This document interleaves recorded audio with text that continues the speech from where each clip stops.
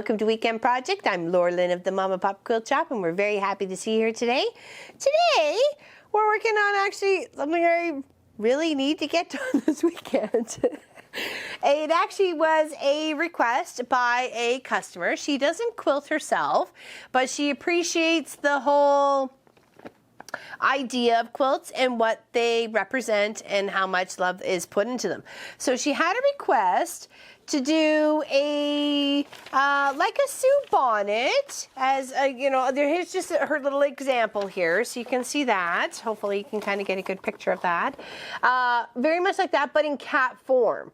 So she dropped off the fabric, which is the cat's itself, and then bought the fabric necessary for the squares and the sashing via the quilt shop, and I will of course finish it off. So of course I am necessarily designing this in a way, cutting it, implementing it, and making it a quilt top, and then of course we'll finish it on the long arm. Okay, so it is very cute. It's a antique, like I said, antique Sue bonnet style that they were looking for with the cat in each picture, which I have here.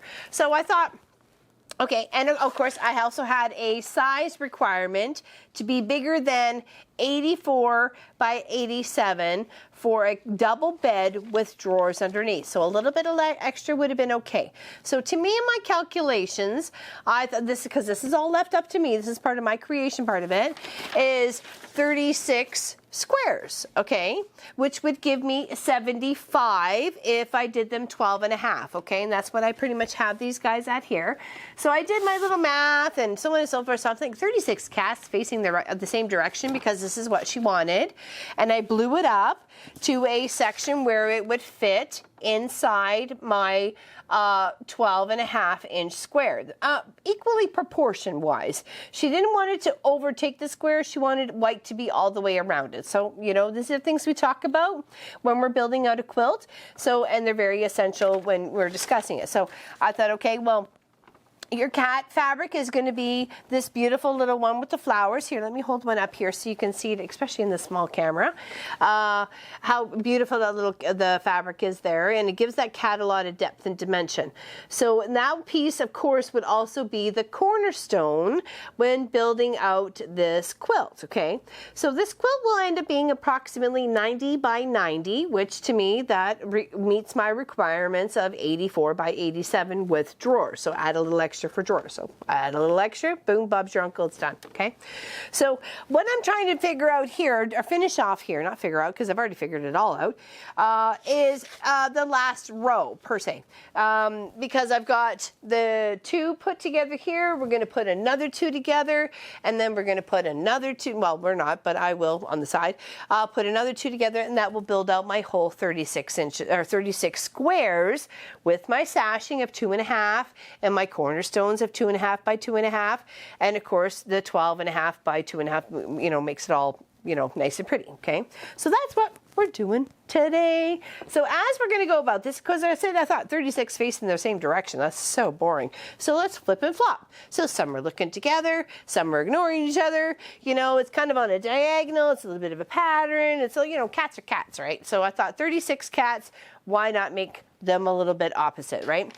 So here was my original shape. I have one more to do, and this is my very fusible interfacing, or it's a Pelion sort of fabric. It is a medium. It has a little bit of stiffness to it. I do try and buy it. I'll give you so you can see the shiny side as well. I do try and buy it when it's on 50% off at my local fabric store, Fabricland in Orangeville. Fantastic ladies there, love them all. When they have 50% off, boom, I'm there, and I go and buy like 3 meters. And because it's also doubled as well, it adds for a lot of things. I did 36 cats. There's a lot of leftover bitty bobs, which I can save for other projects. I know Christmas is coming. There's going to be lots of applique involved in those Christmas quilts. So I'm going to save all the little bits and bobs that I have left over, piece chunks and whatever, and then just going to put them into a baggie and keep them that way. I'm not going to throw them away because I know I can make use of them. Anything bigger than maybe like 2 inches, right? So yeah, love this. So make sure when you are designing, if you have something that you want to flip and flop, you are going to have to do it on the shiny side, trace it out, and then and then retrace it here so you have a place to cut so you can see it. Unless you do a really dark tracing, then you don't really have to trace on the other side or recopy your line on the other side. And then also from this side with the shiny side down on the fabric or on your paper, and then you still trace around. So this is the side that we actually have to do, is this one right here with the shiny side down. And I just, like I said, I did, you know, so many of one and 18 of another, and there we go. And that's how I ended up with the size that I needed for my project. So, okay, so I have my shiny side down here. I need to make another cat that's going to face the other direction. So I need to make him left facing and right facing. So this one's going to face to the left. He is placed right side down though, okay? Can you see him there a little bit? His little dark shadow, he is placed right side down. So when I trace him out this way, and I go and press my fabric to this side, and then I go and cut it out, he's gonna be that facing, you know what I mean? So really what you're doing is the opposite of what you necessarily need your project to be. So if he's facing right this way, he's going to face left in the end when it comes to this fusible stuff. When it comes to the double fusible, that's a whole other story, and read the directions. Okay, so we're just going to trace this out. Like I said, we had one more cat to do, and I just used this, you know, little Sharpie pen, and I traced out the original one every single time, so I tried to get the more of an exact shape of every single cat. Was very, very similar in its shadow outline, because very much Clive sits this way as well. I've seen him very much so sit this way. So... and there was two poses to choose from, but we all three of us, because there was three of us there discussing the quilt that day, her sister and her, the customer, and myself, and the other one was very kid-like, and I'll show you. There we go. There was the other one. And we agreed that the other one with the very shadow black effect was more what we were looking for. So, yeah, so this is pretty much what I've gone by. I had 3 meters of this and the sheet of paper. So that's... and that's what I come up with. So you will probably see it as a long arm Wednesday, if not at least in the background of a long arm Wednesday, and you'll see it from there. Okay, so I'm going to give this a rough cut because we don't want to press all this out onto the fabric. So we're going to give it a little bit of a gentle cut here on the outside. Because waste not, want not. Like I said, some of these pieces are just going to get saved for a Christmas project, Halloween project, summer project, whatever. There's all sorts of projects. Waste not, want not. Okay, so put that off to the side. Okay, and now we're going to take this and, of course, press this very shiny side down to the wrong side of our fabric. Okay, so when we have it all pressed out, that little shape there that you see there is actually going to be this way, okay? That's going to be the cat, okay? So we want to make sure we're utilizing the fabric as much as possible. Like I said, I had 3 meters, which was more than enough to do the 36 cats. And we have 25 squares, because if you're counting, this is kind of like my little roughie here, but you know, you need a cornerstone for here, here, here, here, here, and here. So, okay, well, that's 1, 2, 3, 4, 5, 6. So, you know, you count that out. Well, actually, that's be the, yeah. You count that out, and you know, you need like, you know, 36 of them or something like that. So to just, you know, cut as many as you need and go from there, and you'll end up making just a beautiful little project. I am very pleased with this, actually, the way it has turned out. So make sure you read your interfacing or your webbing or whatever it is that you're using about how many seconds it needs for the glue to solidify, going from that solid shiny form into a bit of a liquid form back to a solid form attaching to the fabric. So make sure you give it enough press time, love time, heat time, whatever kind of time it needs to make sure it adheres as one, because that's going to help keep your applique, cat, dog, mouse, whatever, all together as one piece throughout the years of washing and wearing and so on and so forth.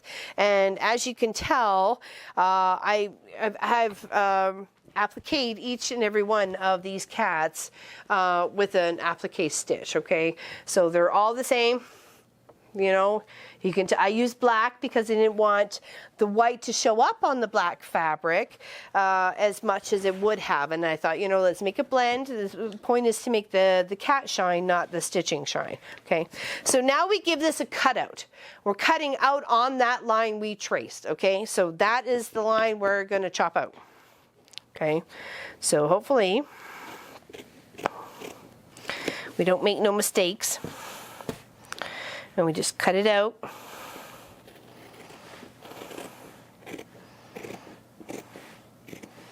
And of course, these are my everything scissors. They work for interfacing, paper, fabric, combination. I don't necessarily use them for just straight fabric. I use my red ones for those. But this is definitely, they are a good pair of scissors. I don't even know if they're titanium coated. Tech, I don't know, stainless steel. So, and they're good weight too. I have to say, you have to have a good weight to scissors for them to feel right in your hands. Okay. So what this has done is has stabilized the whole fabric that we went and made the cat out of. I'm just going to give a little bit of a rough cut here, so I'm not dealing with so much. Okay. So when we go to applique it down, it's going to stay together and look like a cat, not fray. It's not going to, it may give a little bit of fray, but not to the point where it's going to lose its cat proportion over, you know, 10, 15 years sort of thing, right? This is actually really going to stabilize the fabric and make sure all your hard work and, you know, making this quilt or quilt top or whatever, even pillow, wall hanging, whatever you end up making, stick all together, okay? Now, it's not rocket science. If you don't, you know, you get the shape of the cat. That's the point, okay? So there we go. Pop that off to the side. Now we have our last little square. And then the point is to try and center them. You know, you want to put them right in the middle, sort of thing. So I was just lining this up, and I would look and see I had, like, you know, 1.5 inches here, 1.5 inches there on the top and the bottom, because this is the longest part of the cat. It's the ear to the tail sort of thing. And then making sure he was kind of like just equally kind of proportioned in the block, and he looked kind of like everybody else. And then I go and put in like 5 or 6 pins to hold it all down. And then I changed my machine to black. You can see I've changed my machine to black thread, because that's how I want to stitch them down. I have 3 to finish here, so we'll do that together. And I'm just pinning him in place, making sure he's sitting, you know, he's not wobbled, he's not like, you know, he's on an angle or anything, you know, hasn't had too much catnip or, you know, on a wobbly boat. He's pretty much centered in the center of the block, okay? So you're like, oh my God, I like that. We'll go with that. So make sure you got a nice little applique stitch. This one here was an applique. I think it was on the, what was it, on the second page? No, it wasn't on the second page. Hold on. I think it was on the 5th page. There we go, 5th page, and then the 6th one of mine. So I don't know what it is for you, but I'm sure you can find a nice applique stitch that does something very similar like that, or even like a zigzag or whatever you're comfortable with, okay? So we have, like I said, have 3 more to do. There's these 2 here and this one. So we're gonna do all 3 of them, okay? So let's get busy. Get some work done around here. Got this cat quilt almost done. I'm so excited. And of course, I still pop shirt again because it was hot out and this is comfortable and I really like it, and that makes me laugh because I know I was kung fu fighting. I know I was. I'm always kung fu fighting.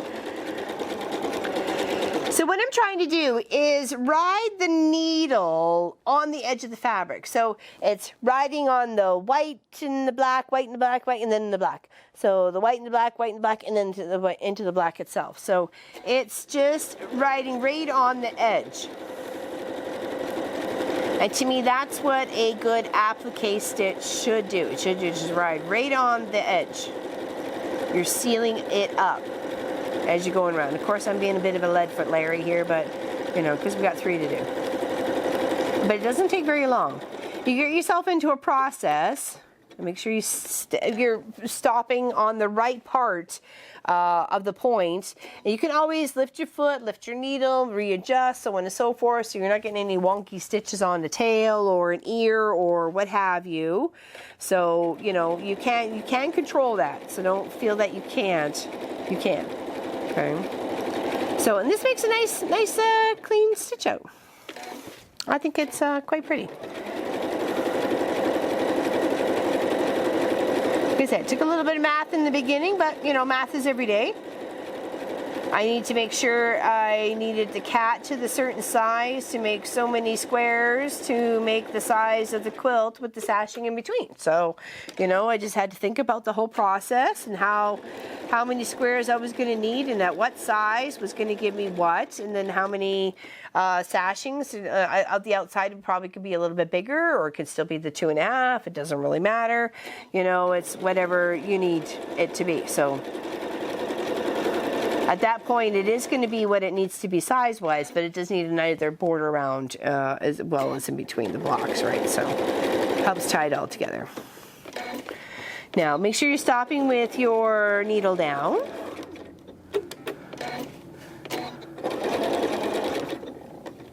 There we go.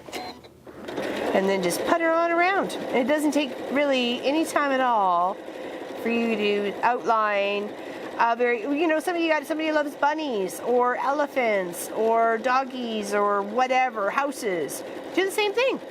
It doesn't have to be that complicated. Just do a bit of an applique. You know, if you're new to quilting, you're afraid, you're not too sure about what you want to do, something like this would be awesome. Great start. And it speaks volumes in its beauty. It really does. All right, so we're going to take all those pins out because we don't need them anymore.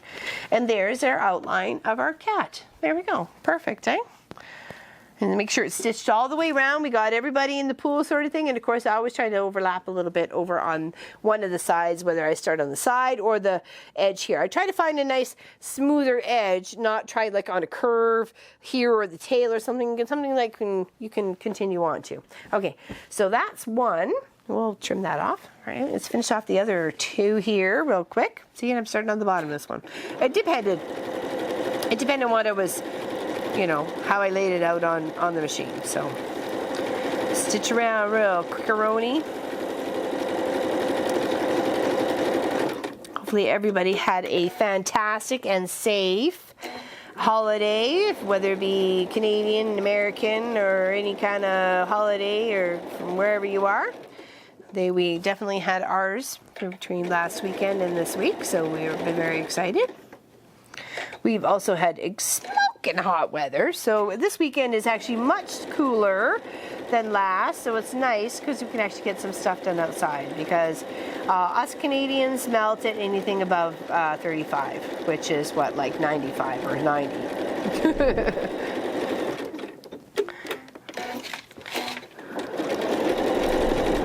And don't forget, you know, you can stop and pivot as much as you need to on your pattern. Butterflies, that was another, like, what about butterflies? Birds, anything like that. You know, you just get the shape of the bird and the fabric. Like, you can totally tell this is a cat, so, you know, you don't have to have, you know, the calico looking, you know, fabric, or, you know, you know what I mean. You can really get the point off of, you know, of whatever somebody's very interested in. Frogs, you know, anything like that. Horses, you know. The only limitation is your imagination.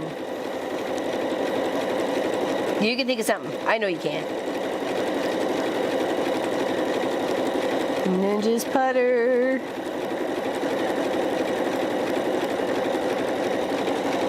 It looks so good. You can put a decorative thread on. You could, like, complementary, like this one. You can't even tell I'm really stitching it out in black. Like, it's very, you know, the visualness of it on the cat is, you can't actually see, it's very minimal. So it's not the first thing stepping out and saying, hey, look at me, I'm stitched in white thread, or I'm stitched in purple thread. So, you know, but you could totally do that. If you really wanted each block to stand out, like if it was a flower or a bird or a butterfly or something like that, of course, more colors, the better. Kids love colors. I love color. Ooh, don't drop that one. The hell was going to wait? All right, so there's our other one, looking beautiful, and we got one more, okay? One more, and then we'll put a row together, and then we'll put 2 rows together via the sashing and the little cornerstones, and that is going to be our weekend project. So thank you very much for liking and subscribing and sharing our video and checking us out on Patreon. Every little bit helps. We greatly appreciate your help. Okay, oops. Oh, almost went flying. Of course, I was very tempted to only make 35 cats and 1 mouse. I thought, no, it's not my quilts. But if I were to do a cat quilt, minus the cat wall hanging we did a little while ago, the kitty go round, so check out that video. It was super fun to do. I would make something, you know, the opposite, like even an elephant. Elephant, you know, what's the, you know, nemesis of it's a mouse, you know? I thought that'd be kind of funny too. One little, you know, 35 elephants in 1 mouse. Or something like that. I don't know, it'd be kind of funny. You know, if you like campers, if you want to do like 35 campers and 1 bear. You know, that sort of thing. It'd be fun.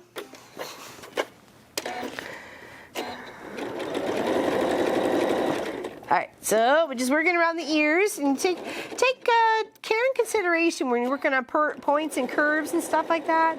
And always make sure your fabric is nice and flat, nothing's curved or folded under. Your fabric is pressed. You know, if you need some assistance, there's you know, there's little solutions out there to help with the wrinkles, or you know, you know, got fabric from, you know, Grandma and Auntie Betty and stuff like that. You know, it's got a little funky smell to it. It takes that smell away as well. So there's many different flavors out there. Or, you know, go off to the Goodwill and scored on some fabric, you know, wash it up. Okay, that's the last one we needed. Okay, yay! All right, put the pins over here. Okay, now want to set out my row, because what I need is another row of them facing, I think it's to the left. Hold on. Yes, it was. Okay, facing to the left. So here's my first lefty, then my righty. So I'm going to put those 2 together. Okay. Line them up. And if you did your cut and measurements correctly, you should be A-okay. So I'm only going to put 2 pins in here, and then I'm going to pin the other 2 together, and then we're going to end up putting the whole 6 together, okay? So that, make sure I'm starting with my lefty, my righty, and then I'm going to have to go lefty and righty. Oops. Here's lefty and righty. Oh, here's, let's go righty. There we go. Here we go.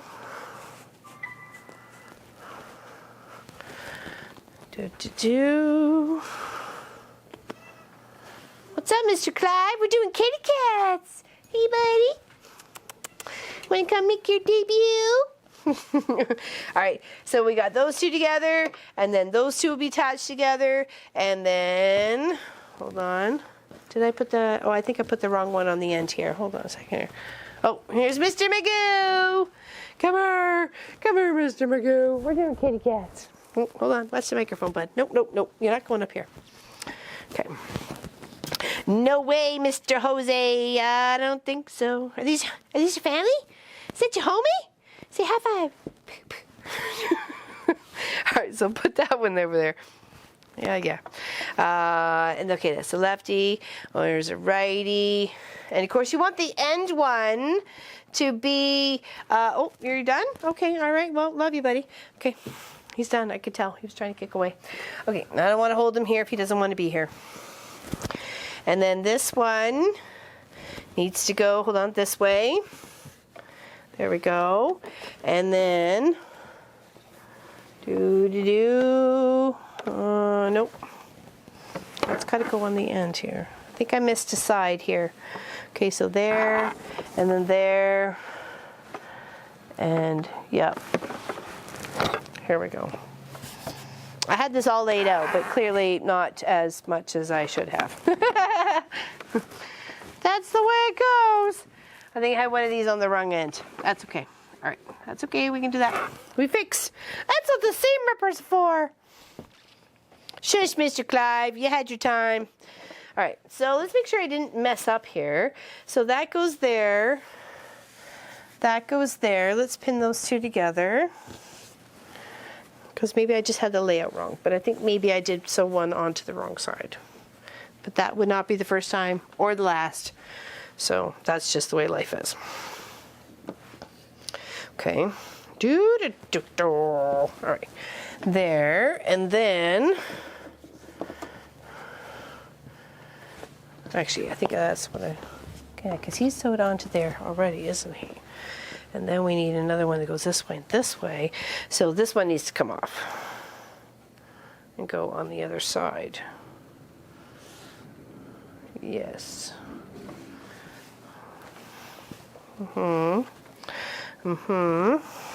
Actually, no, we don't. There we go. Ha ha.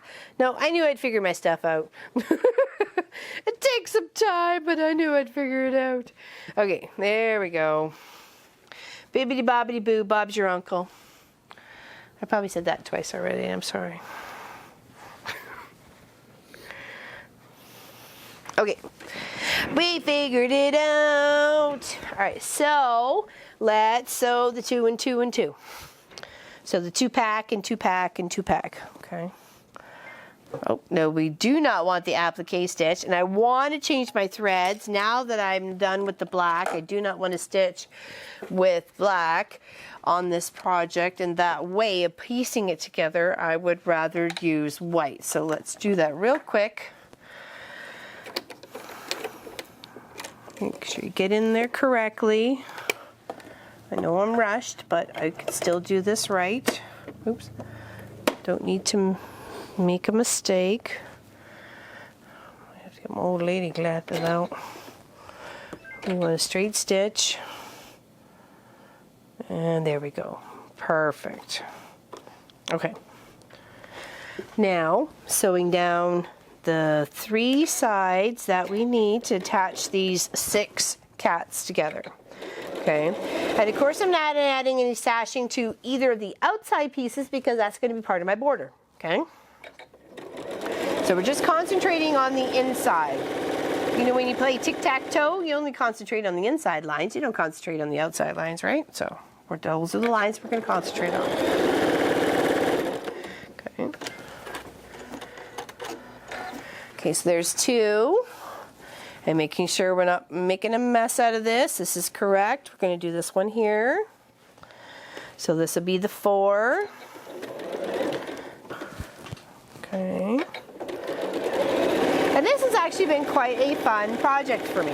A little bit longer than I had anticipated, but still a lot of fun to go and make the cats and then, you know, work a few at a time. I didn't go and make all 36 all at once. I kind of really figured out how I wanted it to look in the end, and that makes a big difference to me. So, you know, I have to figure all that out first. End product is what's going to make my customer happy, and to me that makes me very happy. Because my goal is to make them happy. Okay, so now we're going to take this guy and pop him over here and attach it to the middle one, and then we'll attach that part to the other end, okay? Like I said, you can pin. It's not that big of a stretch to go from, oops, one spot to the other, unless you're popping down in the corner. Stretch that out.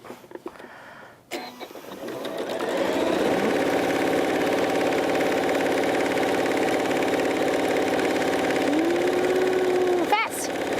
How fast can we go? I don't know how fast can we go. All right, now, come here, you. The other side. Uh-oh. Sure. Yep, they were facing each other. Okay. And that's our last row that we need to finish. Yay! Feel very successful right now. Yeah.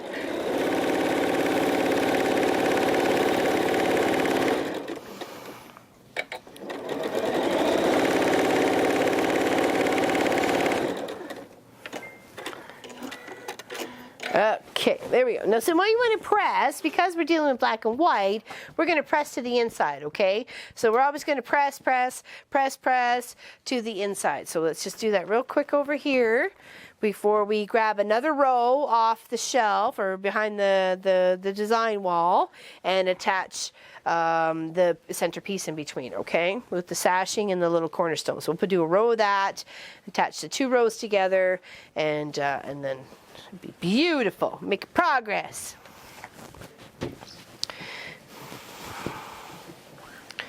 I imagine rainbow cats. Could you imagine, like, as a, you know, a collage of, you know, kitty collage? Maybe that's what I was thinking. Maybe we'll call it kitty collage. Cat collage. Something. It's cute. It's adorable. Okay, so there's our big row. And of course, like I said, this needed to fit a specific size bed. So that was the whole design part of this. So let's flip that off to there and grab the one that we need underneath here, which isn't facing in the opposite direction. Okay, got the pins. And one more or 2 more. I think it's 1 more. Oop. There we go. Okay. Now, they're going to go like this, okay, with our little sashing. Move this off to the side here. Our little sashing and cornerstones in between. So let's build out this row that we're going to have to do, okay? So we're going to use a sashing piece, a cornerstone, a sashing piece, a cornerstone to make sure we have at least 6 sashing pieces, okay? Because we need one for underneath each block, okay? So we're going to do 6 of those. Then we're going to do some pinning, and then we're going to sew those 2 rows. Okay? We got this.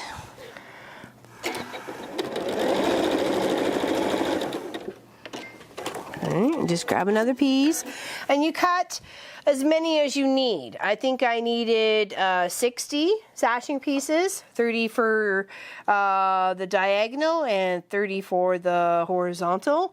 So I cut all those, and I know I needed 2.5-inch cornerstones, so I cut all those. And I think we needed, what was it, 25 or 30. But anyway, just count it out, do the drawing. If you don't have pen and paper, then use you know, something on the software on your computer. I don't know, cans of soup. I'm sure you can figure something. Oops, I don't want that one. You can figure something to how you need to be able to help process the whole layout for you, right? All right, so we got 1, 2. We're sewing on the 3rd. We know we need 6, so let's just keep on trucking.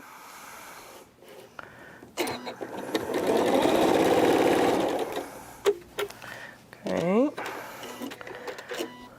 so it's 3.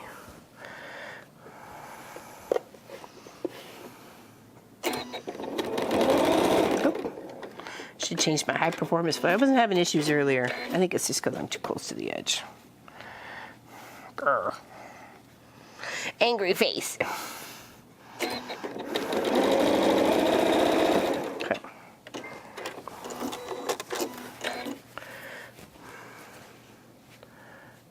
There, line her up. So that should be 5, right? That's 1, 2, 3, 4. No, 4. Sorry, my mistake. After this will be 5.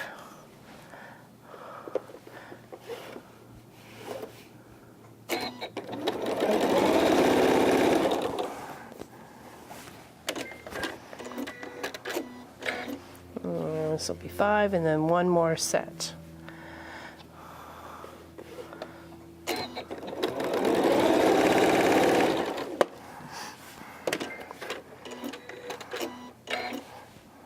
And of course, you can just do this as a chain feed reaction, because you know each sashing, especially for the bottom part, is going to need a cornerstone on the end of it, except for the last one. So just like it was for the blocks, right?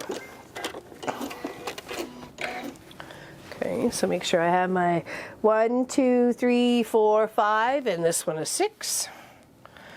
Okay.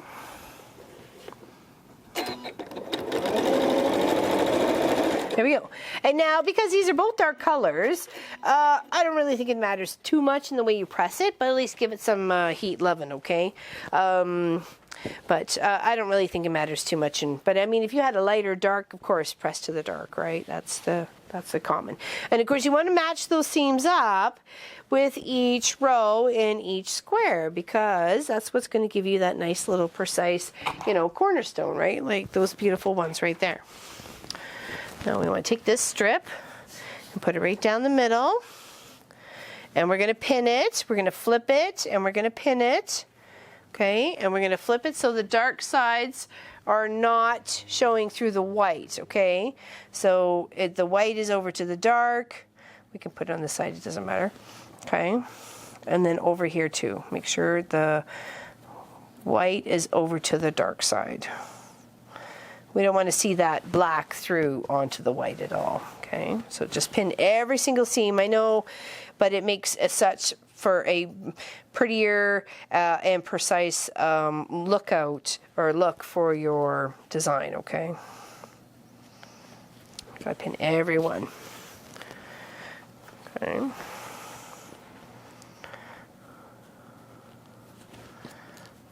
Ooh, it's gonna look so pretty. And my friend, our customer's gonna be so happy. I love it when they say, okay, I have this idea. And I go, okay. And they're like, can you make that happen? I'm like, yeah. Sure can. We certainly can.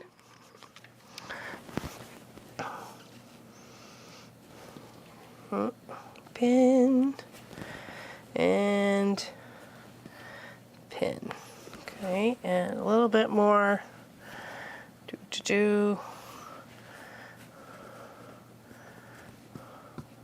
And there we go. Okay, so that is the one side, and of course also the one side, come out, press it, pin the last side, and we'll get them together. Well, it'll be a little bit different because one's always different than the other, okay, from the next row. All right, so let's sew this one.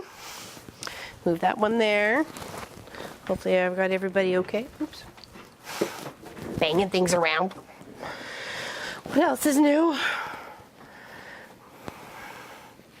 Okay, we'll try and keep these pins close because we'll need them for the next set. I know it's always such a habit to go put them right back into the pin cushion. At least I know where they are. Okay. Now just steady and 1/4 inch seam allowance. And of course, before you get to the pins, remove them. Don't want upset sewing machines. No way.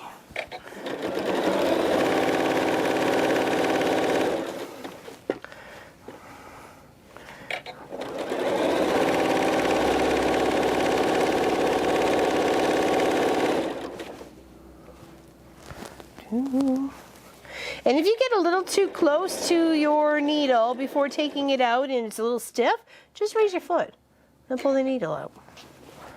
You know, you're like, oh no, it's got too close. Yeah, no, it's okay. Just pull it out. Lift the foot, pull it out. Just because the foot is also holding it down at the same time. It means you got really close.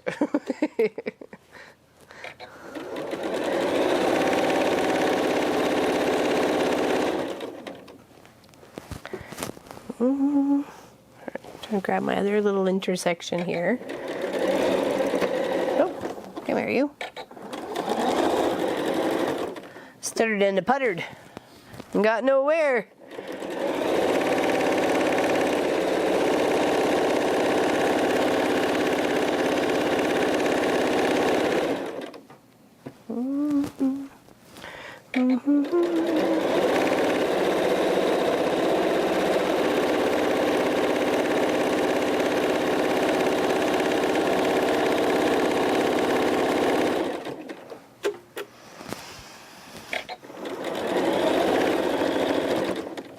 I thought it was a very unique project because I've never actually done anything like that before in such a repetitive manner, right? So doing the same thing in the same spot, like the bonnet Sue, or like you know, the basket or anything like that. I hadn't thought of that before, so it was very interesting. I thought it was interesting. Okay, so that's all sewn together. An extra needle in there, or pin. Okay, there we go. Now we're just going to press. And make sure you press the whole row, and then go and pin the other side. Yeah, and you'll find them nice and precise. Hopefully, if you got your pinning right, they'll be nice and look very precise and square. Nothing's hanging over too much on any other side, you know. And of course, you're going to try and press to the dark, right? It's very pretty so far.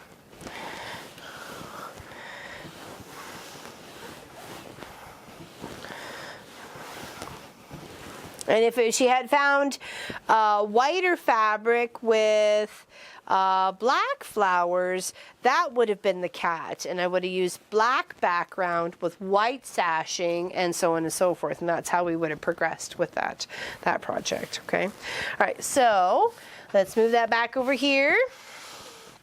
And of course, and we want to take them and line them back up. So we're going to take this one right here and flip it so it lines up with this one. And of course, I put all my pins away in the pin crusher. Such a habit. Habits are hard to break. All right, now, and you just want to pin. Make sure they're sitting there all the right way. So when he goes that way, yeah, they're all going to be sitting upright, where they're not like feet together. So that would be kind of interesting too. Having opposite rows, you know, feet together, heads together, feet together, heads together. I don't know. That's something you can try with a layout and see how it works for you.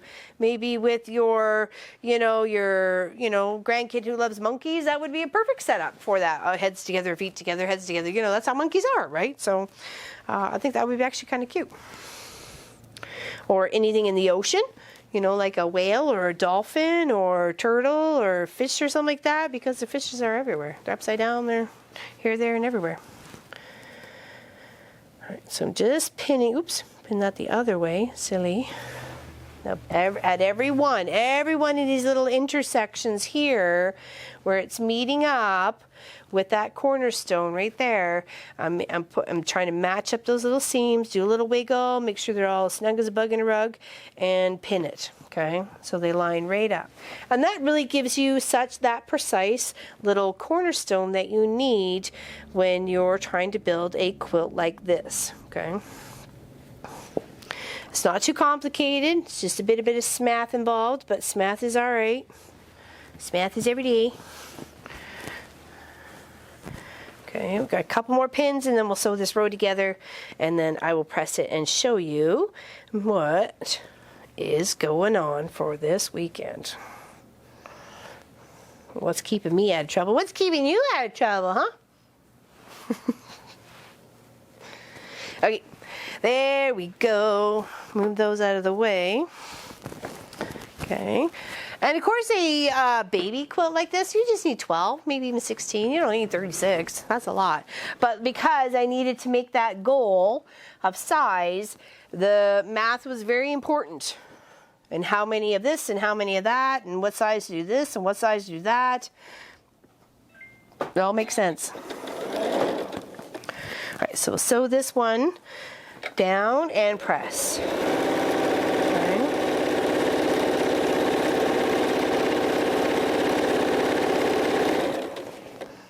Ooh, that got close. Too close.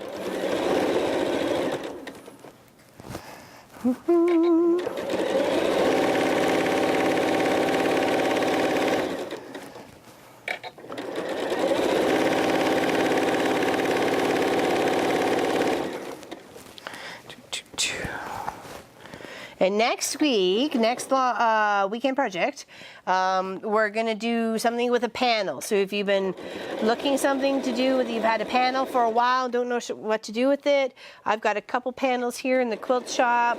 One's a purple tree, the other is like geometric multicolored shapes and stuff like that, and even a fish panel and a fairy panel, and you know, I've got a few panels around here that we can definitely make some progress on, okay? okay? So if you got a panel, I've got a nice little neat project. It doesn't matter what kind of panel it is, it does complement it. So, and it's a free pattern, very much a free pattern and easy to download. So we will share that with you next weekend, okay? So get your panel ready, get some colors ready, and I will show you what you can do with it. I want to fold this the other way. If for some reason it got folded the other. Just going over to the white, and we didn't want that. No, I don't.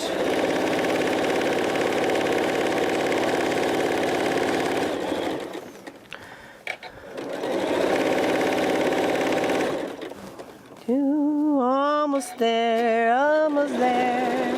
Yippee-yo-ki-yay, we're almost there.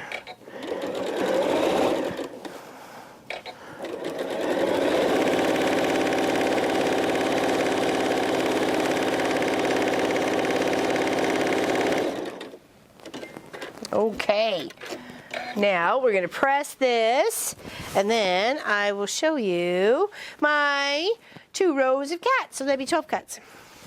12 cats. I got 12 cats. No, I don't. I only got 1 cat. I couldn't have 12 cats. 12 Clives? Are you kidding me? He's so demanding. Now remember, press to the dark. And these, fusible interfacing in the web, that sort of the Pelion sort of stuff, it does soften up with washes, right? It's there to adhere your fabric to each other, your fabric to one piece, and then be able to do something with that one piece. So, you know, it will soften up. It's not like it's hard right now, though, you know, so you can tell it's a little bit stiff, but, you know, after a few washes, it's beautiful. So no worries. All right, now I'm going to show you my beautiful project. Move that back a little bit there. Here. There we go. Now we have a couple more rows to go. So thanks very much for watching, liking, and subscribing, and hopefully you learned something off of this video. So welcome to the Kitty Cat Collage, whatever it is we're calling this video. We're calling it Cat Quilt. Have a fantastic day, everybody, and we will see you tomorrow on the live stream where we continue to work on the Jacob's Ladder. We're going to finish that off. We're almost done. Take care, everybody. Have a great day. Bye-bye.